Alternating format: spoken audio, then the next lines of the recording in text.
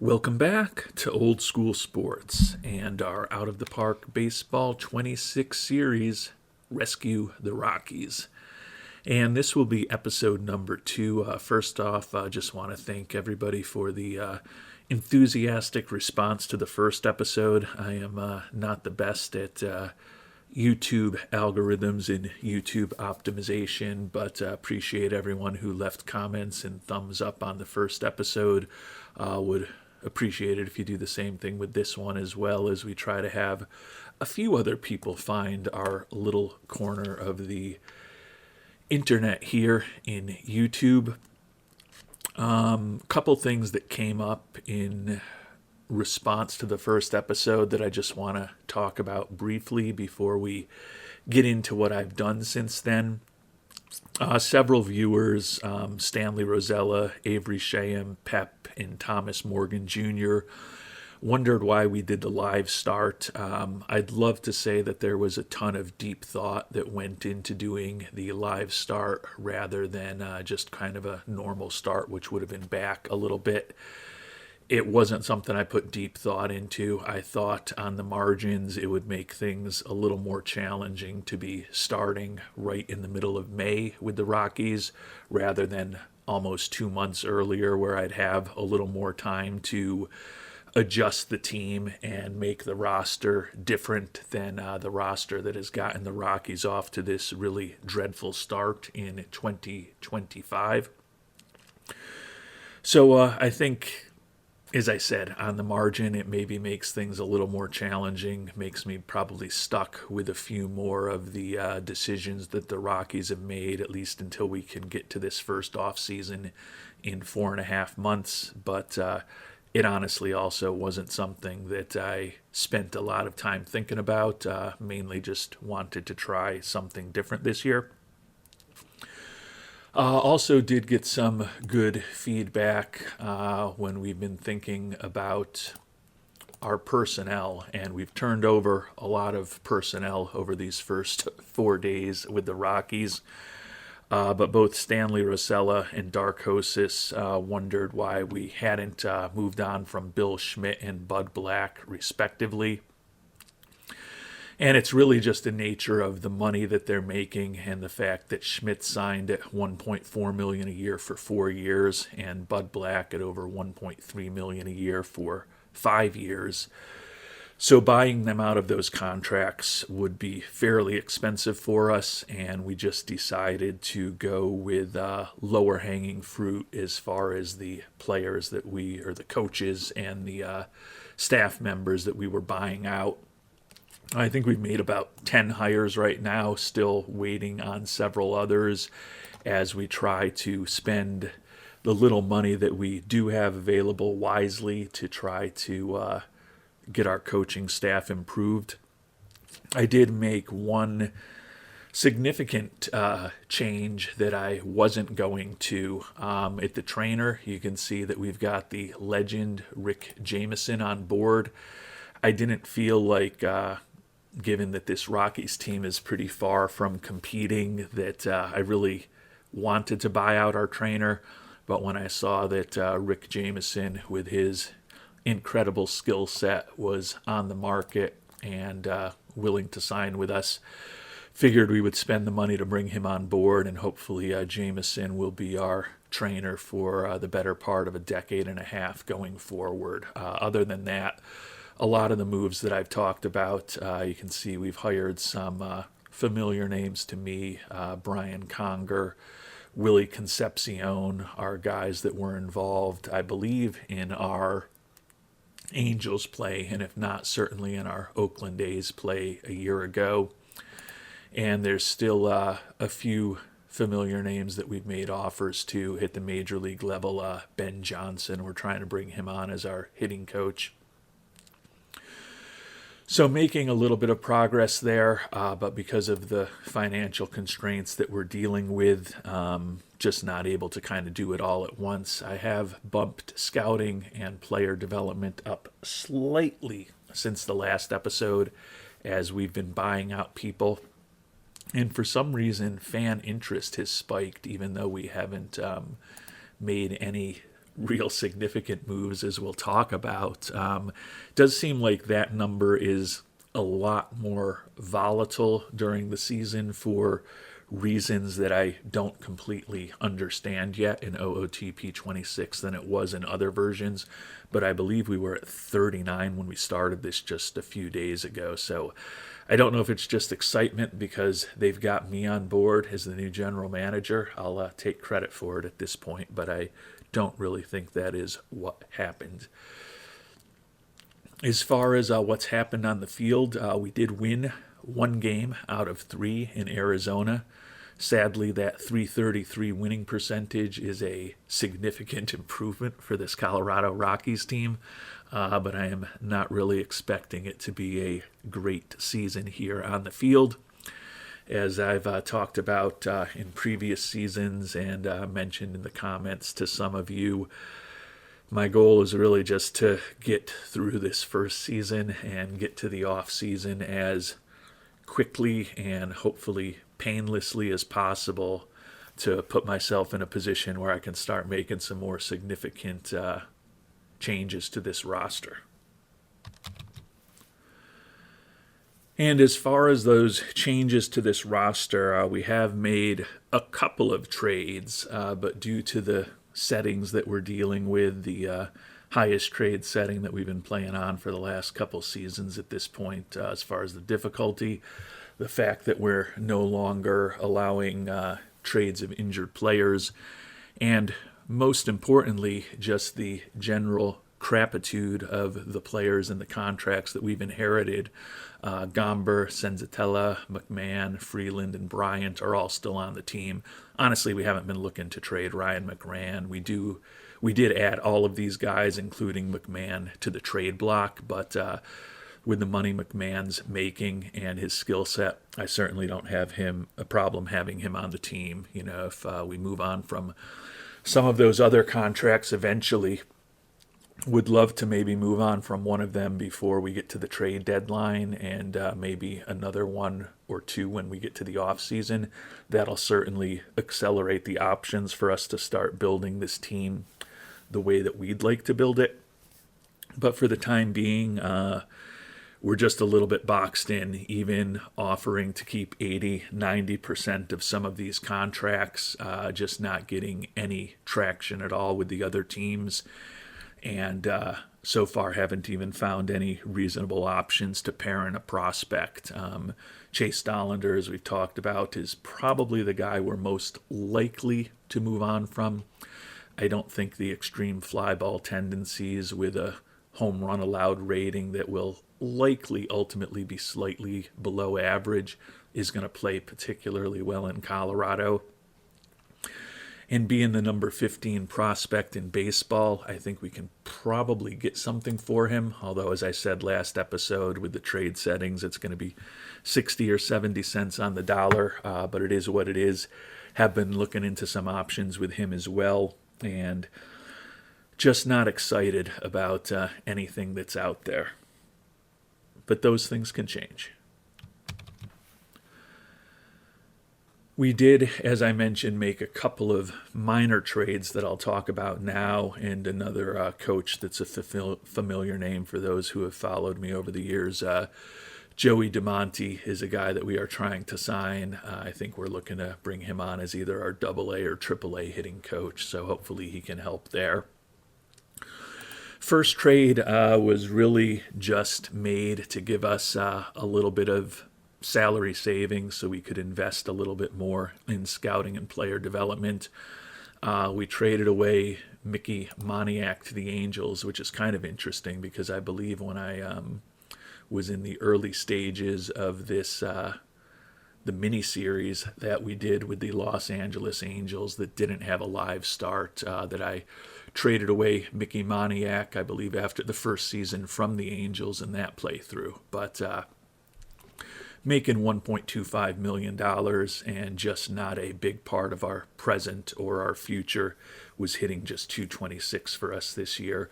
good personality, competent defensive outfielder, decent speed, and even a little pop in the bat, but wasn't somebody that I was going to build around, so I figured I'd rather get that salary off the books. We also got a little bit more cash in return. We got a 27-year-old minor leaguer, Angel Felipe, who's got horrible control. Don't really see him as being a solution for us at the major league level at any point. He does have extreme ground ball tendencies, and he does throw extremely hard. So it's not inconceivable that we might need to use him at the major league level at some point, but with that 35 control, just not a player that I'm really interested. This was just an opportunity to get a little bit of money off the books and add a few $100,000 more to help us pay for some of those contract buyouts that we have been able to make over these early days of the playthrough. The other trade is hopefully a little more substantive. We got two guys that are mildly interesting in return. Egui Rosario from the Padres organization. He's a guy that's actually been reasonably productive for them over the last 4 seasons in the majors, including the start of this season. But he's just never really gotten any material playing time with the Padres being such a good team and him being so young. But in the admittedly small sample size of 105 major league at-bats, he does have 15 extra base hits, 15 ribbies, and a 120 WRC plus. I don't love him defensively as an infielder, but he's got pop in the bat, particularly against left-handed pitching, and I think he should play reasonably well in Coors Field. He's a little younger than some of the other middle infielders we had, and I don't know that he's someone we'll end up building around, but I thought that made sense to bring him on board. And I don't hate the young pitching prospect we got. It was really more about him than Rosario, to be honest. Braden Nett, almost 23 years old. Like the fact that he should have decent movement on his pitches. Still working on his control and his stuff. Expect those at best to be barely above average. Stamina a little low for a potential starter, but certainly looks like he can be a 5-inning guy. Has a decent potential arsenal. 1-3 with a 4.20 ERA in Double-A this year, and he's pitched only 8 games at that Double-A level. That's where we're going to start him. As I mentioned, for a guy who's almost 23 years old, we're going to have to see him make some ground on the difference between his current ratings and his potential ratings over the next season and a half, most likely, and then probably just hoping for more development at that point. But felt like he was a guy who could be a useful-ish pitcher for us down the line. To bring these two guys on board, had to give up 2 guys that we care about and 1 guy that we didn't care about all that much. The guy that we cared about less was the 22-year-old minor league pitcher Connor Eaton. The lack of control is an issue for me. 22-year-old was 1-2 with a 3.48 ERA for us in high A ball before we traded him away. Has an arsenal that indicates he could be a starter, but don't think he's nearly as good as the prospect we picked up, and didn't love the low work ethic with Connor Eaton, so had no problem including him. Thairo Estrada is a guy that is actually a better player than I remember as a Yankees fan. I kind of remember years ago when he was kind of a failed prospect that never really materialized. But it looks like he's become a useful major league player over the last several years with the Giants. But he was making decent money at $3.25 million, and he was set for a team option at $7 million next year if he didn't opt out which there was no way I was going to pay. But he's a guy who's a good defensive player, some positive personality traits, decent speed, and a competent major league bat who can play all over the field. So I get why a team like the Padres was interested in him. And Estrada was a guy who actually had pretty decent trade value. Nothing exceptional, obviously, by the package we got back, but he had decent value, and it was another opportunity for us to get some contract off the books with a guy who's going to be 30 years old in the not too distant future and wasn't really part of our future. So although he's a good player, freed up a little money for us, and he wasn't part of our long-term plans. The last guy we gave up was a similar situation. Obviously not a veteran, a 22-year-old minor league pitcher, Brody Brecht, but he was a guy who had some decent trade value and just didn't fit the profile that I was looking for. A 22-year-old pitcher who throws in the high 90s with potentially very good stuff and a really nice three-pitch arsenal if he fully develops. So you can kind of understand why he had some value. But I worry about his control, and I also worry that he may end up being below average as far as allowing home runs. So although he was similar to Estrada, a guy with some value, I felt it was value that other teams appreciated more than I did. When we compare Brecht with the almost certainly below average control and possibly below average in terms of giving up home runs to Braden Nett. Nett, the control right now, I think, is better than we think Mr. Brecht will ever get to. And he's better at keeping the ball in the ballpark. Now, his stuff is never going to be as good. He doesn't throw quite as hard, doesn't have quite the same stamina, so there's trade-offs involved. But for the type of team that I want to build, I think swapping Nett for Brecht and then ultimately getting the younger Rosario for the older Estrada, while needing to include the 22-year-old Connor Eaton, who, again, due to his lack of control, was just someone I was never going to be all that enthusiastic about. Kind of have to agree with the assessment that they had from, I guess it was me, that this isn't the biggest deal out there, but it should help out both clubs. I think it helps San Diego this year, bringing Estrada on board as a utility infielder, maybe more. We'll see if maybe we can catch lightning in a bottle with Rosario hitting some homers for us and helping us win a few games this season. And then, as I talked about, although I think there's arguments to like Brecht better than Nett, I think there's also arguments to like Nett better than Brecht. And for the type of pitching staff that I want to build, particularly here in Colorado, I think a guy with better control who's going to keep the ball in the ballpark a little better, willing to sacrifice a little bit of stuff, a little bit of velocity, and a little bit of endurance to do that. So wish I was coming to you talking about all of the trades we've made of these guys with these awful contracts, but just not at the point to make that happen quite yet. So as I noted, with those couple of trades that we made, freeing up a little more money and changing the roster a bit, we've been able to, as I said, boost scouting, player development, and actually the draft budget even slightly above baseline for what we're going to need with the fourth pick in the draft and then the second pick in all of the subsequent rounds.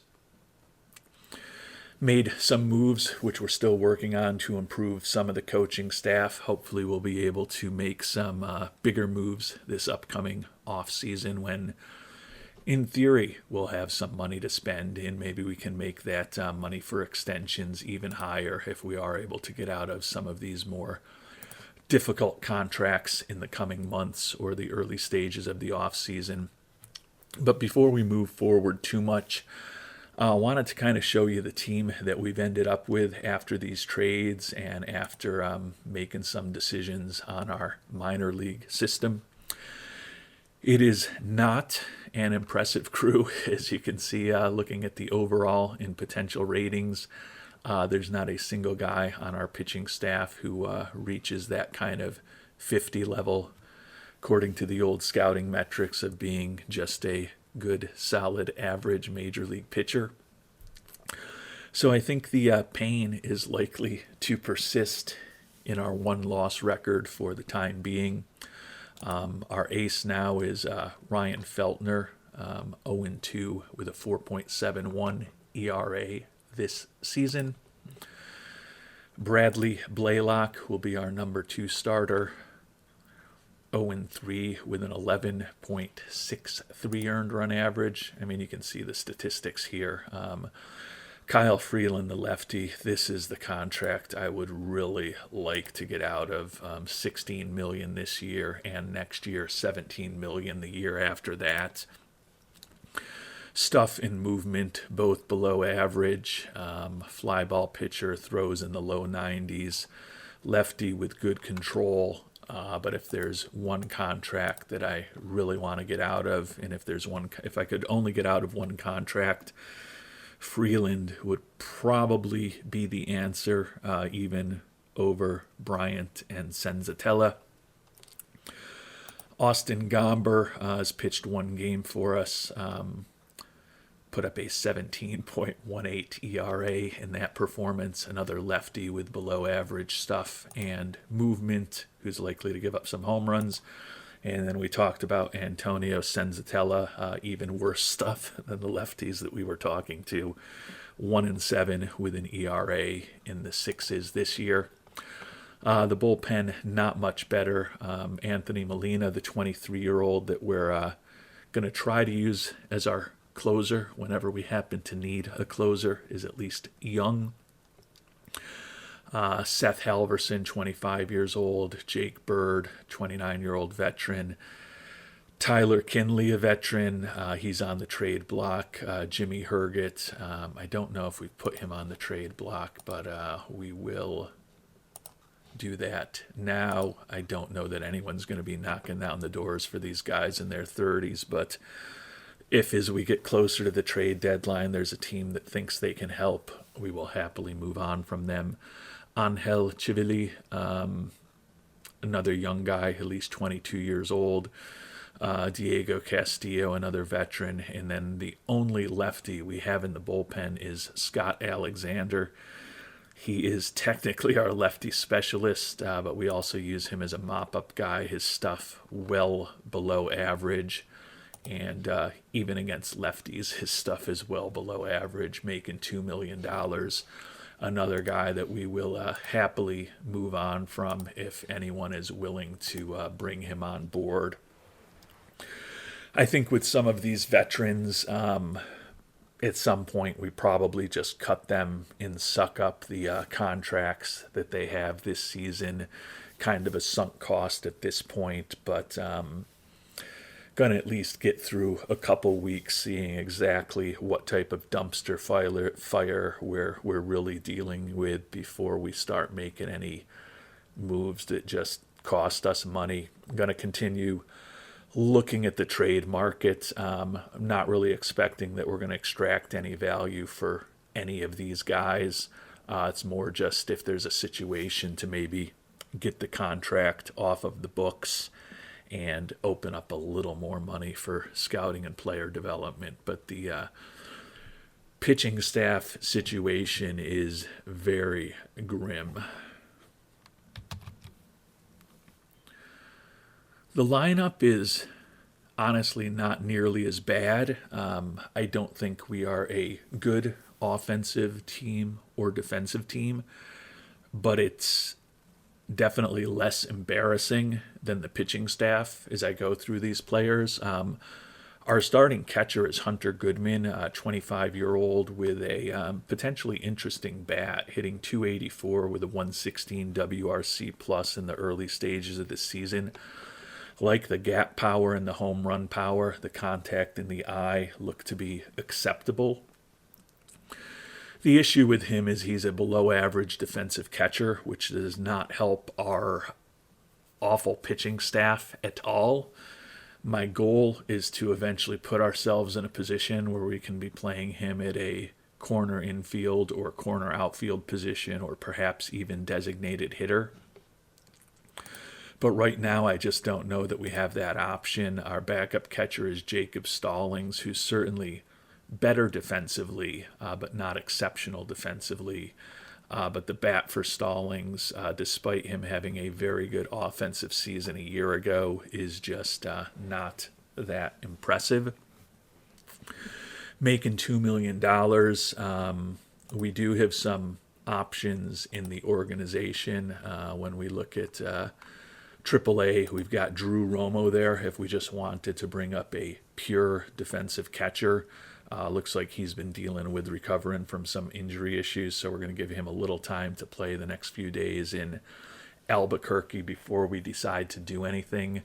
I don't think ultimately with the below average power and the well below average eye that he's a legitimate major league bat. But with that captain personality, high leadership and work ethic, and really good defense, as a backup catcher on a decent team, I think there's an argument to be made that he can fill that role. It's not inconceivable over the next few weeks that he could become a starting catcher for us just to stabilize the defense and help this putrid pitching staff, which would allow us to move Goodman to a role that's more focused on his bat rather than his very mediocre glove behind the plate. Right now, the first baseman is Michael Toglia, 26-year-old switch hitter. A little bit of pop in the bat. Haven't really seen it this year. 6 homers and 159 at-bats while he's hitting just 208 with a 64 WRC+. Probably not a long-term part of our future, but with that power and an above-average eye, I think he can at least be respectable. Owen Miller, second baseman with a captain personality, will help us on the occasions that he's in the lineup. Versatile defensive player. The question with him is really the bat. He's hitting a .143 in limited playing time at the major league level this year. We mentioned Egui Rosario. Interested in seeing how that power plays in Coors Field. He's a line drive hitter, but he's got speed to generate extra base hits, and the ballpark is conducive to those things given its size and given the elevation. So I think he'll probably be pretty solid offensively. I don't love him defensively, even at second or third. He's actually going to be a DH for us against left-handed pitching, but we're going to suck it up and play him at second against right-handed pitching, thinking that his bat will hopefully justify that. Kind of interesting to see so much power in a guy who's 5'7" and 150 pounds, but if he's really able to hit some home runs for us, we'll take it. The veteran Kyle Farmer, another second baseman, versatile defensively, competent defensively. The bat, borderline major league quality. He's put up a 77 WRC plus for us this year. He's on the trade block, making $2.5 million. We'd happily include him in a deal. Talked about Ryan McMahon, probably the best all-around player on our team at 30 years old. He's been an average offensive player for us this year, 8 home runs, but only 14 ribbies. Like the power, like the eye, like the glove at third base, good work ethic. On some teams and some rosters, him making $16 million next year at the age of 31 would be well overpaid. But as I talked about earlier, on our team, he's the least of the problems of those guys with larger and longer contracts. Shortstop Ezekiel Tovar, very good defensively, hitting just .218 and 78 at-bats this year. I've heard from some viewers that the development of his eye can be problematic. He is a guy that the Rockies have tried to lock up for the long term.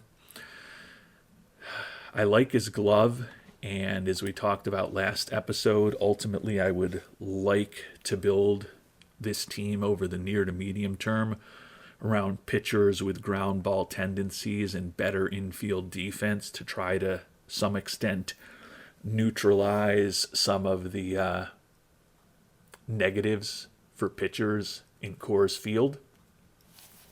And I think Tovar can potentially help with that. We'll see where the bat ends up going.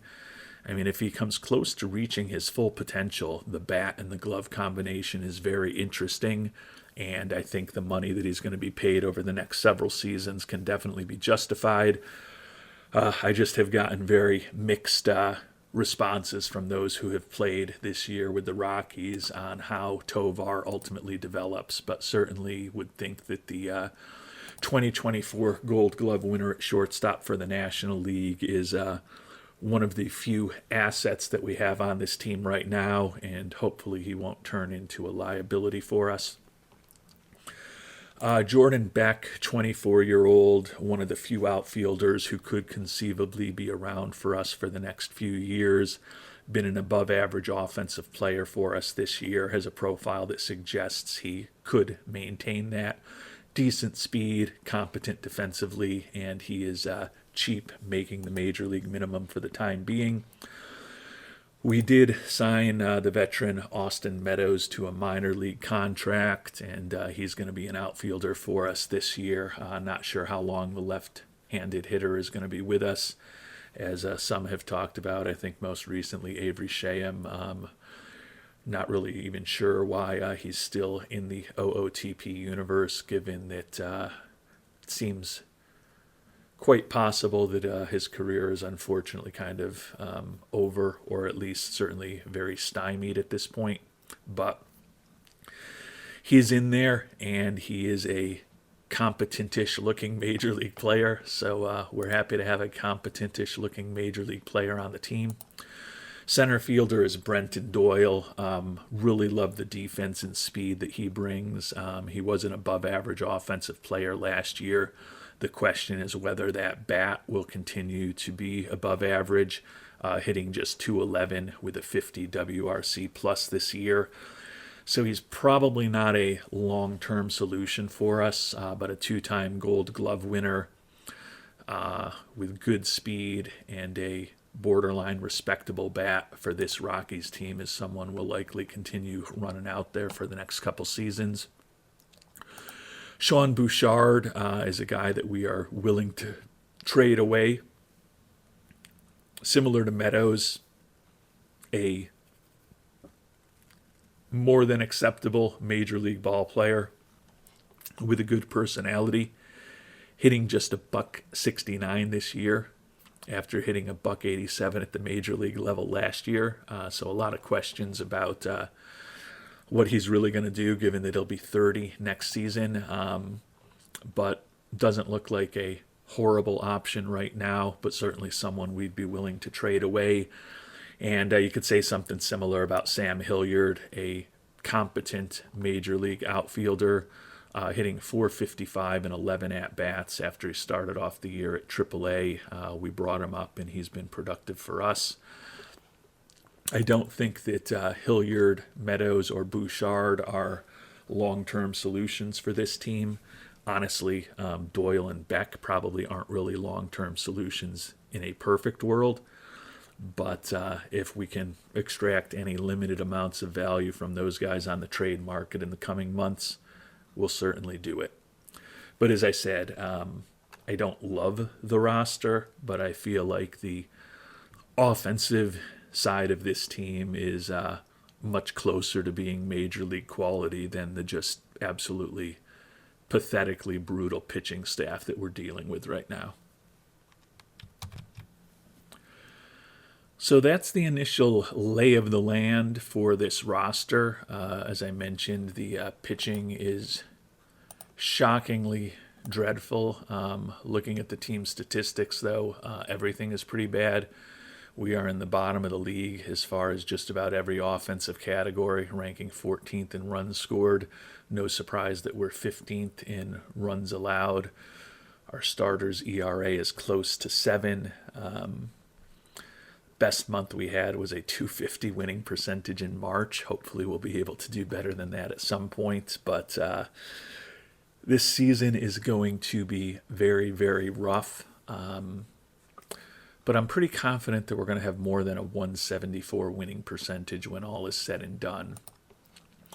Probably going to finish off this episode by simming forward through the beginning of June. So only another week and a half or so. And then I'll be spending some time offline while doing that, continuing to investigate some of these trades. Would love to ultimately get one of these bad contracts off the books, although with Bryant being injured for another 4 weeks, it's just not going to be possible to move off of him. And I don't really know how possible it's going to be for us to move off that $27 million number anyways once he is healthy. But I'll continue exploring the trade market, continue exploring the free agent market, continue exploring trying to improve our coaching staff.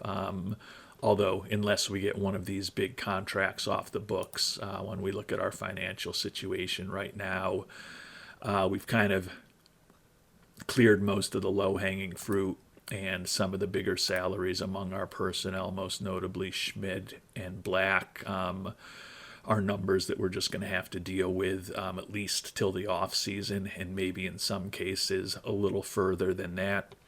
As we talked about last episode, might look to buy out Danny Montgomery after this season, but given that he's excellent with amateurs and we don't necessarily want to be spending $2.7 million that we don't have right now to buy him out, since we'd have to be paying him through 2027, probably just suck it up, let him do the scouting for our draft this year and through this season, and then deal with the disruption of bringing a new scout on board this upcoming offseason, most likely.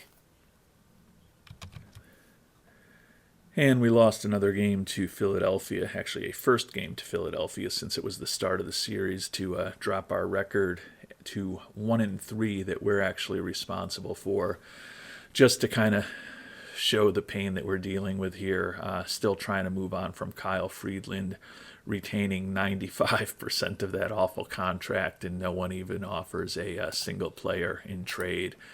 I guess I might as well just look and see what, if we retain it all, what the situation is. If it's no one will even offer a lump of coal for him if we're retaining all the contract, that's pretty telling, and that's the situation that we are dealing with here. So it may just be a situation where we've got to suck it up and live through some of these contracts, although I am hoping once we get to the off season, and particularly to the winter meetings, and teams have a little more financial flexibility, there may be some options for us to get out of one or two of these more problematic contracts to some extent 6 or 7 months from now in game time.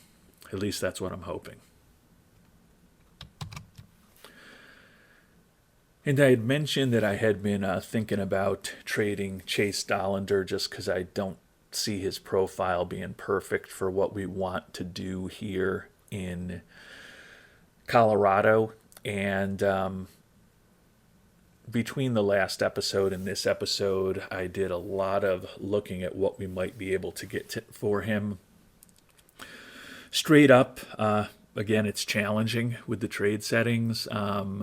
But we were able to put him in a package with a couple of other decent pieces, unfortunately. And the most interesting thing that we could have gotten in return was Dustin May, who I like a lot of things about for Colorado.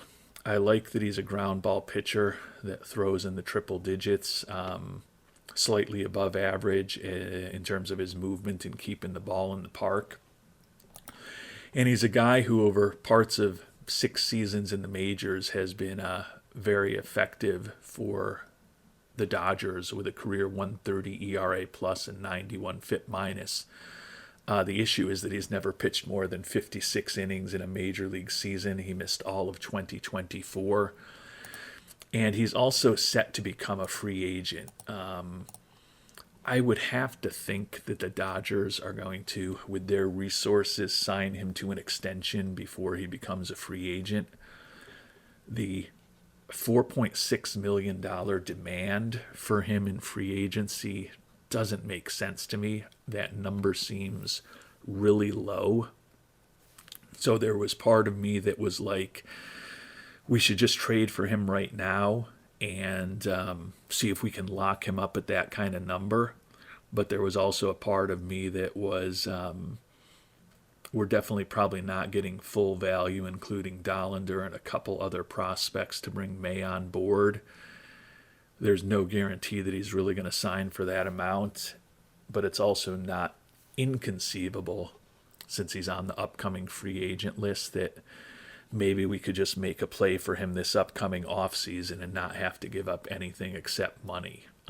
Don't know that that'll actually materialize. Like I said, I tend to think the Dodgers will probably not let him hit free agency.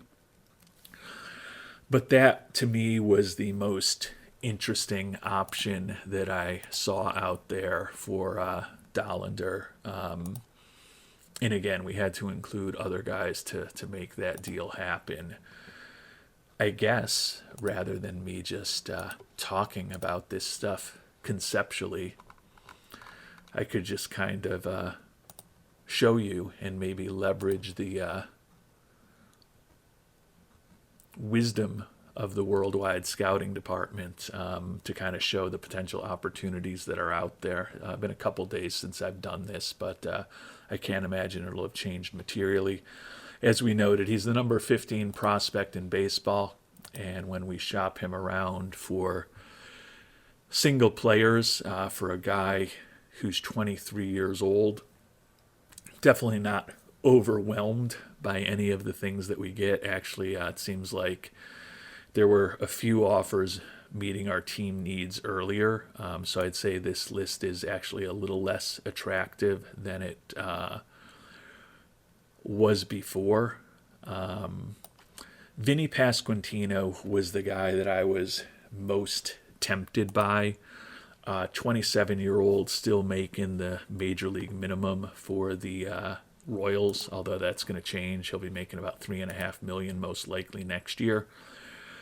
But a left-handed hitter with just that incredible home run power against right-handed pitching was very interesting to me. He's struggling this year. Was an above-average offensive player for the Royals a year ago with 19 homers and 97 ribbies. So I think he would certainly be an upgrade for us at first base. I guess my reticence to make the deal for Vinny is that he'll be 28 years old next year, starting to make more than the major league minimum. Not great defensively, even though the bat is certainly interesting. And I just felt like, even though I don't view Dollander as being a big part of our future, I'd like to get a slightly more useful piece for the long term than Pasquantino. And that's kind of what pushed me towards looking for a guy like Dustin May. Although, as I said, it took a lot more than Dollander to get him on board. So would love to know what the worldwide scouting department thinks. To me, Pasquantino is certainly the most interesting bat that we could get for Dollander. It's just not quite what I'd like to get for a guy who is, in theory, a top 25 prospect. But maybe I'm being greedy. So would love thoughts of the worldwide scouting department on that. As I noted, I'm going to sim through another week and a half before the end of this episode, but I can't imagine that Vinny Pasquantino is going to get dealt in the meantime. Interesting that Sam Bachman, who was a pitcher that we had in the Angels organization throughout our mini-series, is a guy that we're also offered for him. do like some things about him more for Colorado than I did with the Angels, with those ground ball tendencies, good movement on his pitches. The lack of control was what always kept me from being too serious about him with the Angels. He's another guy that I wouldn't mind bringing on board to the organization. I think given how bad our pitching staff is, he could probably help. But with the price that they are looking for in terms of some of the better players or the better prospects in our organization, I just don't know that it makes sense. We could give up Toglia to bring him on board. Honestly, Fulford is a catcher who's not really a big part of our future at age 26. Borderline competent bat, slightly above average glove. Hit just $125 this year at the major league level, although he is hitting .319 in AAA. He's a guy I might be willing to give up for Bachman. And again, I don't think Bachman is a big-time answer for us, but a ground baller pitcher with ground ball tendencies who's at least average and hopefully better than average at keeping the ball in the park. It's hard for me to imagine that Bachman would be worse than a lot of the pitchers that we've got going for us right now. And I have also been shopping Dollander for prospect packages. Can't say I'm overwhelmed or incredibly enthusiastic about any of the options that have been out there. Clearly, if I was really excited about a trade that I had seen over the last few days in game time, I would have done it. A lot of them require the addition of a pretty important player, oftentimes Ezekiel Tovar, to get done. Optically, this deal from the Phillies is interesting.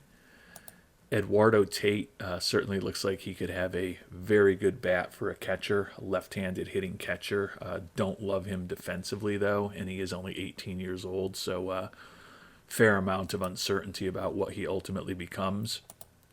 I don't hate Johan Rojas as a center fielder. Very good defensively, very good speed. The bat, definitely borderline, which we've seen with the 68 WRC plus a year ago and the 60 WRC plus this year. But giving up Dollander and Tovar to pick up the two of them is a little much as far as I'm concerned, even though, if you look at the potential of these players, it's higher for the guys that we'd be getting. But there's obviously a lot more uncertainty around the development of those guys, particularly with Tate. And as I noted, if Tovar reaches his full potential, a Gold Glove shortstop with an above-average bat is a pretty interesting asset to have. Hopefully we can get him into the development lab this offseason and have some luck working on that eye, because I'm still holding out hope, even though some of you have not had the greatest experiences with Tovar in your sims, that he becomes a pretty useful player for us that we can perhaps build around for the better part of the next decade.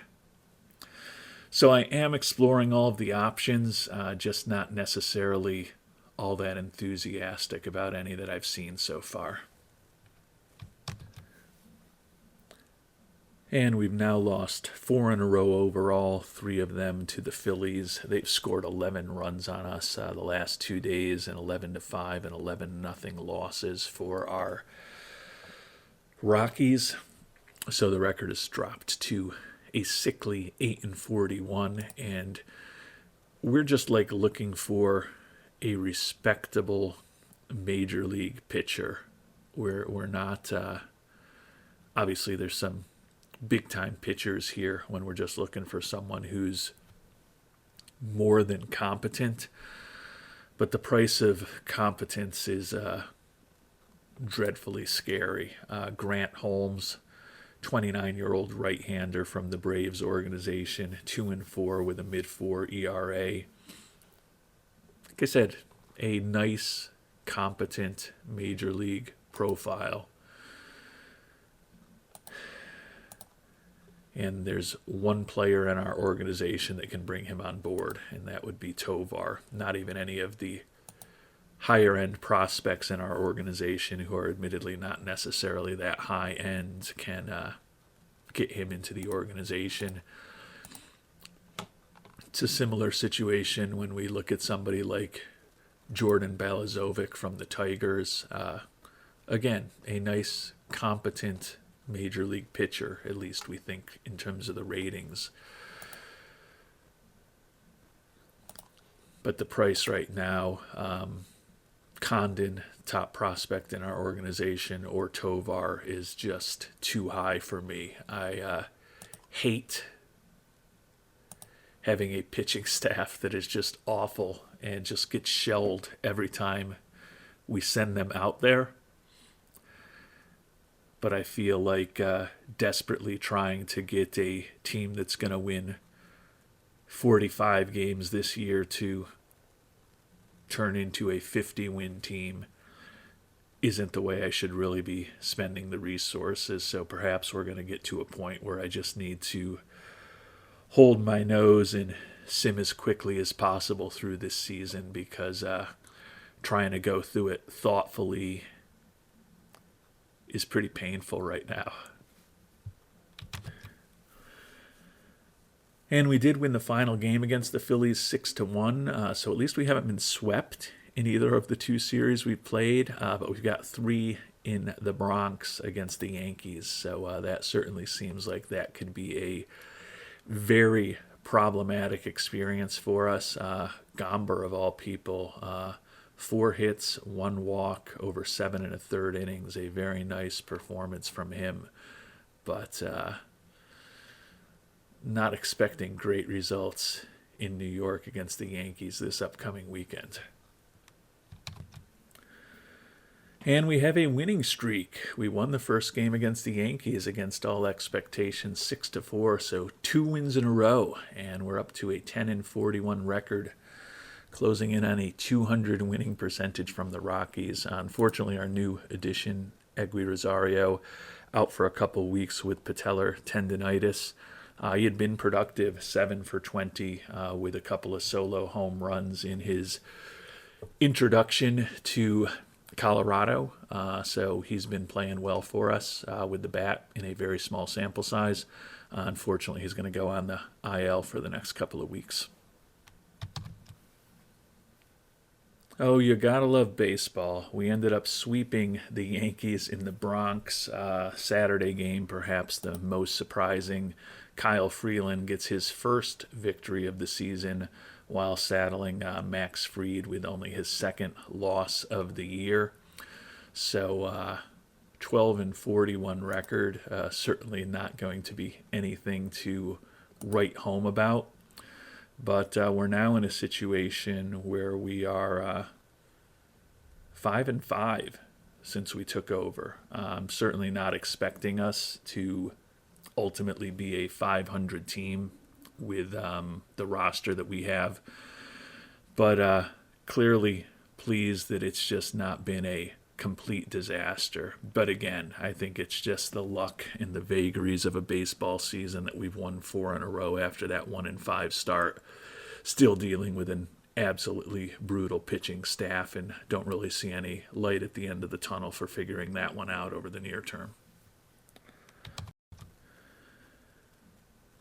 And wonder of all wonders, we've taken a second straight series on the road at Chicago. I think I was referring to the Yankees being in the Bronx. I saw that versus New York Yankees, and you can see my longtime fandom of the Yankees coming out. But obviously versus the Yankees means we were home in Colorado against the Yankees for that series. So perhaps the win of that series makes slightly more sense given that we were at home, but did take 2 out of 3 in Chicago against the Cubs, 2 on the road now in New York against the Mets coming up this weekend before we get to the end of the month of June. If we were able to take one of those 2 games at least, we will inexplicably have a winning record since we took over this team. And again, it's absolutely nothing that I've done. This roster is not good. It is just pure luck. And we did split our first two games in New York against the Mets. So I guess it's been a successful first 2 weeks for us. We took over on that off day on the 15th, so we've got a little more than 2 weeks of a track record here with the Rockies. And we're 8-7 while we're with the team. So we've won more games with the Rockies in a little over 2 weeks than they had won over the first month and a half of the season.